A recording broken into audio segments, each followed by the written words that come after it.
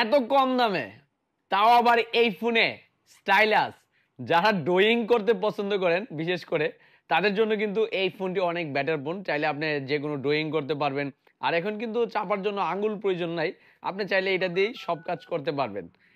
এই জিনিসটা কিন্তু তার আগে আমরা দেখছি হচ্ছে স্যামসাং S23 S24 এগুলাতে কিন্তু ব্যবহার করা হয়েছে। লাখ টাকার প্রোডাক্টই কিন্তু বুঝতে পারতেছেন। আর এখন কিন্তু মাত্র ৩৬,০০০ টাকায় পেয়ে যাচ্ছেন হচ্ছে এই স্টাইলাস মোবাইলটি।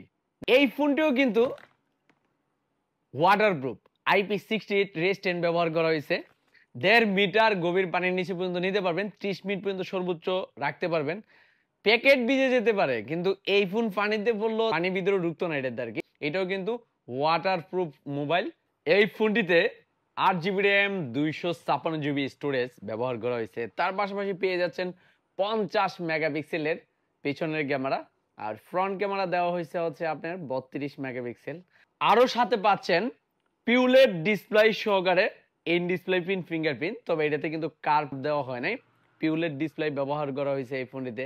এবং এই ফোনটিতে আপনারা পেয়ে যাচ্ছেন স্ন্যাপড্রাগনের 7S Gen 2 4nm চিপসেট ব্যবহার করা হয়েছে এই ফোনটিতে। এটা কিন্তু অ্যান্ড্রয়েড ভার্সন 15 ব্যবহার করেছে, একদম আপডেট।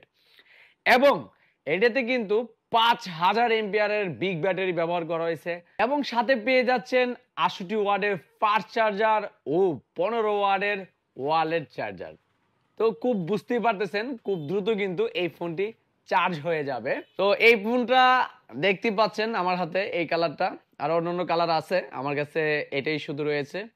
এই ফোনটি বাজারে পেয়ে যাবেন ৩৬,০০০ টাকা বাংলাদেশ মার্কেটে।